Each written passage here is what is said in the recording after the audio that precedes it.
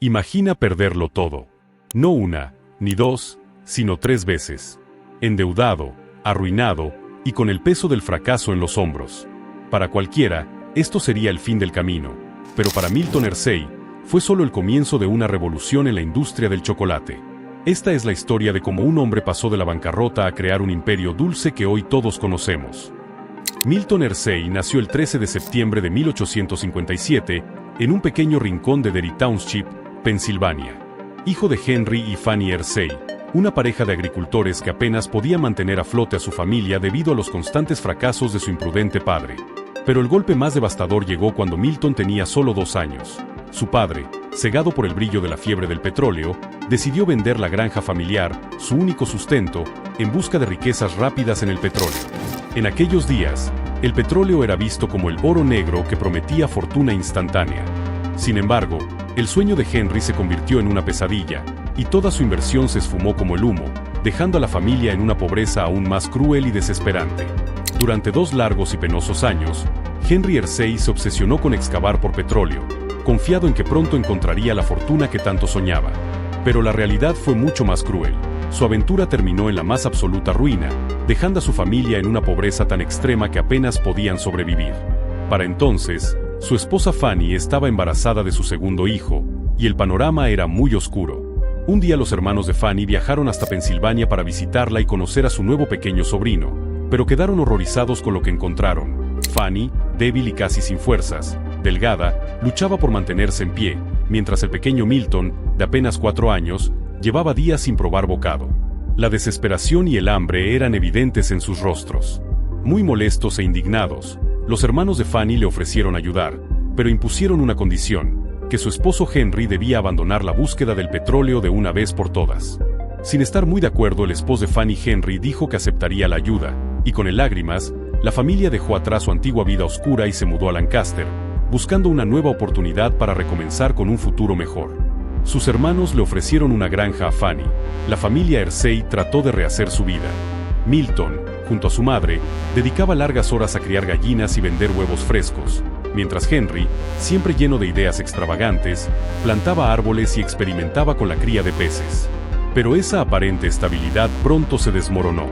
La relación entre Fanny y Henry se volvió insostenible y él abandonó a su familia para perseguir otro de sus inalcanzables sueños de riqueza que fracasaría.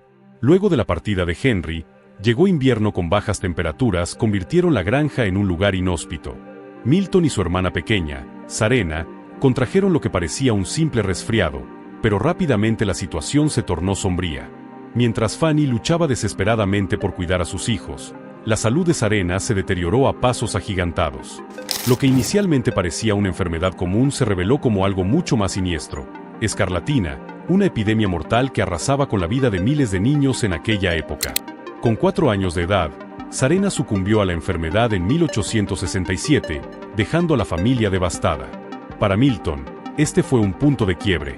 Con tan solo 10 años, decidió que nunca permitiría que su vida siguiera marcada por la pobreza y el sufrimiento.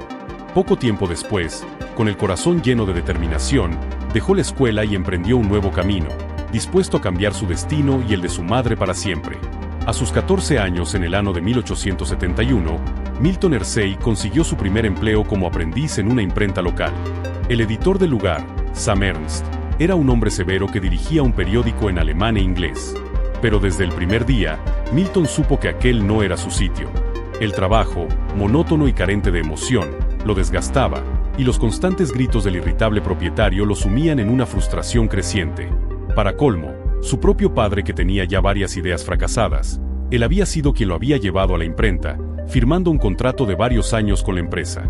Atrapado en esa situación, el joven Milton acumuló enojo hasta que, en un arrebato de desesperación, arrojó su sombrero a una de las máquinas de impresión, causando su avería. Aquella rebelde acción le costó su empleo, rompiendo el contrato que tanto odiaba y le esclavizaba a ese lugar. De inmediato fue despedido, pero en lugar de enfrentarse al reproche de su madre, encontró apoyo inesperado. Fanny, su madre, entendió que aquel trabajo impuesto por su esposo no era adecuado para Milton. En un acto de compasión y determinación, junto con su hermana Mattie, buscó un nuevo rumbo para el joven. Así, Milton terminó trabajando en la confitería Lancaster, propiedad de Joseph Roger. Fue allí, entre dulces y caramelos, donde por primera vez sintió la chispa de una verdadera pasión, el negocio de los dulces. En aquellos tiempos, el arte de hacer dulces era un misterio celosamente guardado, transmitido de boca en boca a lo largo de generaciones. Las recetas, si es que podían llamarse así, no se escribían, vivían únicamente en la memoria de sus guardianes. Para el joven Milton Hersey, aquel mundo era fascinante, pero inalcanzable. Su jefe, convencido de que era demasiado inexperto, lo relegó a tareas insignificantes: lavar platos, atender el mostrador y repartir helados y golosinas a domicilio. Fanny, su madre, veía cómo su hijo trabajaba duro pero permanecía al margen del verdadero conocimiento. Ella sabía que, para que Milton tuviera un futuro, debía aprender a dominar el arte de los dulces, especialmente aquellos que eran más rentables y duraderos. Determinada a darle una oportunidad, Fanny se enfrentó al dueño de la confitería. Le rogó que le enseñara a Milton el secreto de los dulces, incluso ofreciéndose a pagarle personalmente por aquel privilegio. Finalmente, el dueño cedió. Para Milton, aquello fue un momento transformador. Por primera vez, pudo adentrarse en el misterioso mundo de las mezclas y sabores. Con manos ansiosas, aprendió a combinar ingredientes, a buscar los mejores productos y a calcular precios. Se sumergió en la creación de caramelos, golosinas, descubriendo no solo un oficio, sino una pasión que lo acompañaría por el resto de su vida. Mientras Milton se sumergía en su nueva pasión día a día, su padre no podía ocultar su desaprobación.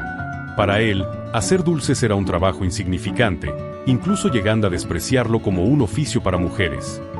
Pero Milton, decidido y lleno de convicción, ignoró las críticas de su padre afortunadamente. Pronto, como tantas veces antes, su padre abandonó a la familia, esta vez para buscar fortuna en Chicago y Colorado. Durante los siguientes 4 años, Milton trabajó incansablemente bajo la tutela del señor Roger. Allí, no solo perfeccionó su habilidad, sino que también desarrolló un entendimiento profundo del negocio. Finalmente, con el conocimiento adquirido y el apoyo incondicional de su madre, llegó a la conclusión de que había llegado el momento de dar el salto, abrir su propio negocio. El problema, sin embargo, era el dinero. Aunque había ahorrado con esfuerzo, sus fondos eran insuficientes para emprender su sueño. Fue entonces cuando sus tíos, reconociendo su determinación, le prestaron $100, una pequeña fortuna para la época. Con ese respaldo, Milton Hersey, a sus 19 años, estaba listo para enfrentar su primer gran desafío. En 1876, Estados Unidos se preparaba para un evento histórico, su primera exposición universal en la ciudad de Filadelfia. La magnitud de este evento, con la participación de 37 países y millones de visitantes esperados, inspiró a Milton a abrir su primera tienda de confitería en Spring Garden Street. Allí, Milton ofrecía helados, caramelos, frutas y nueces, destacándose entre la competencia gracias a su ingenio. Instaló un conducto de aire en su cocina para liberar al exterior el irresistible aroma de sus caramelos, atrayendo a la multitud como abejas al néctar. El negocio comenzó a prosperar, obligándolo a alquilar un espacio más grande para acomodar la creciente demanda. Pero todo este camino de Hersey aún le faltaba camino por recorrer. Llegó la depresión en 1873 a Estados Unidos, provocando que las ventas cayeran estrepitosamente. Logró mantenerse porque tenían algunos clientes que le vendía a precios de mayorista, pero tiempo después se le presentó otro nuevo problema. El azúcar subió su precio a números que no podía Hersey mantener sus precios competitivos. No pudo soportar el negocio de Milton Hersey y se vio obligado a pedir un préstamo a sus tíos. Logró sobrevivir por al menos 5 años con preocupaciones y presión del momento que se vivía en Estados Unidos. Lamentablemente se enferma muy grave, pero como si no fuera suficiente el tratar de mantener en pie sus tíos a los días de estar en cama, le enviaron una carta indicándole que no podrían prestarle más dinero. Motivado a todos estos momentos tan oscuros en su vida, no tuvo más opción que declararse en bancarrota a sus 24 años, perdiendo la fe que le tenía su familia. Era el año de 1881, se desata la fiebre de la plata en Estados Unidos, donde el epicentro era Colorado. En ese momento aparece el padre de Milton Hersey con otra de sus grandes ideas de negocios. Ideas que hasta el momento no habían funcionado y esta no sería la excepción. Frustrado, Milton escucha la idea de su padre de ir a buscar plata a Leadville, Colorado, y él le dice a su padre que sí, que igual ya había perdido todo, pero lo que no se esperaba que la plata en Denver, Colorado se había terminado. Milton Hersey encontró trabajo en una pequeña tienda de dulces en Denver. Esta tienda se especializaba en caramelos, pero lo que la hacía especial era que, en lugar de usar parafina, como era común en la época, el dueño usaba leche fresca, vainilla y azúcar. El resultado era un caramelo más suave, dulce y duradero. Hersey quedó tan impresionado por este proceso que decidió quedarse a trabajar allí durante un año, perfeccionando la técnica. Cuando Milton se sintió preparado, decidió abrir su propia tienda en Nueva York, una de las ciudades más competitivas del país.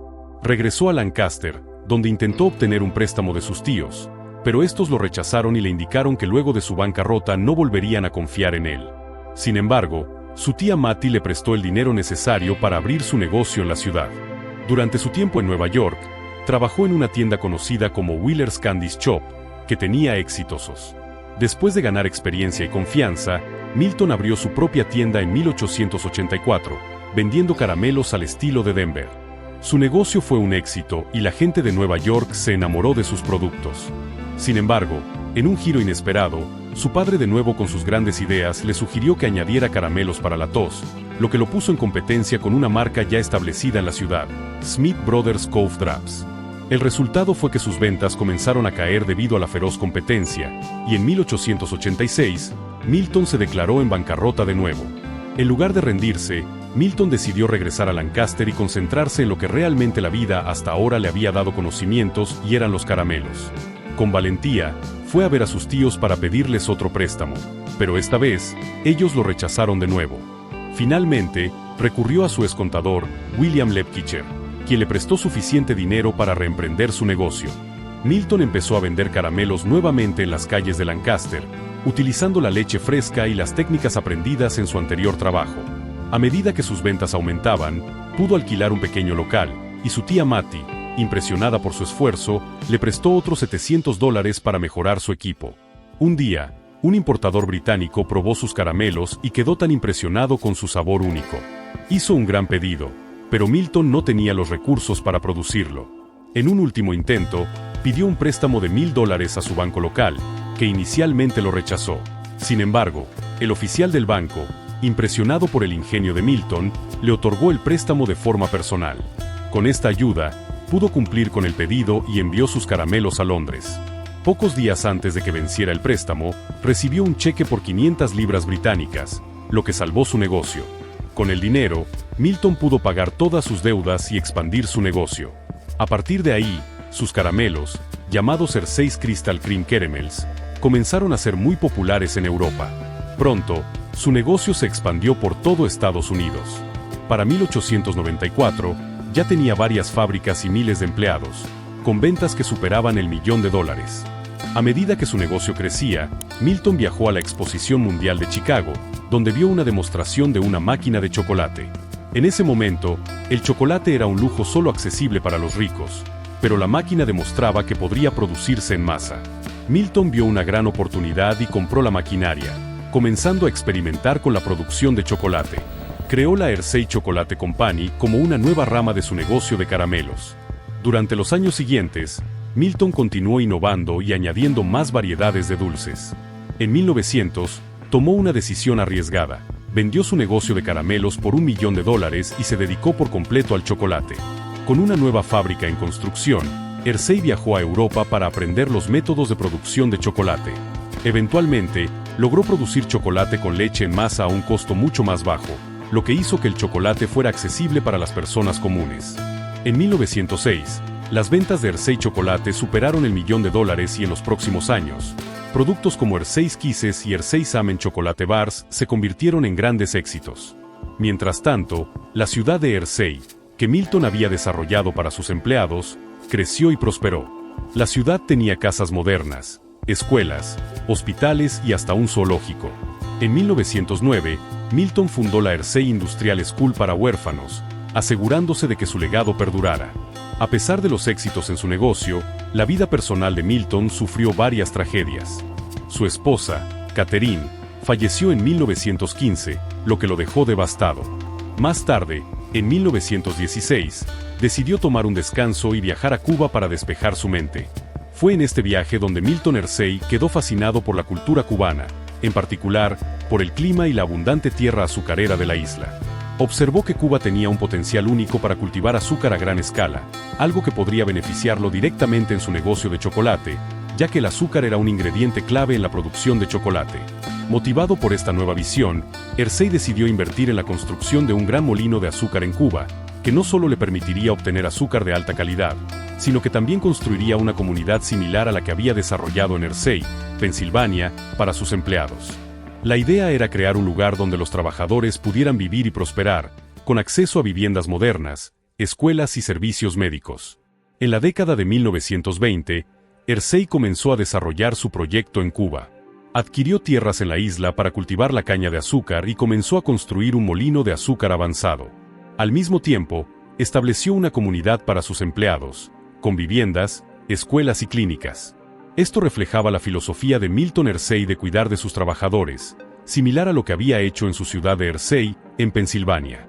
Lo interesante de esta conexión con Cuba es que, en un momento en que muchos empresarios luchaban debido a la escasez de azúcar, especialmente durante la Primera Guerra Mundial, Hersey tenía la ventaja de poseer sus propios recursos.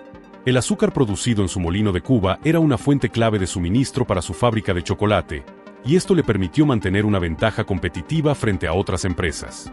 Además, durante la guerra, el gobierno de los Estados Unidos realizó contratos con Hersey para suministrar grandes cantidades de cacao y chocolate a las tropas estadounidenses.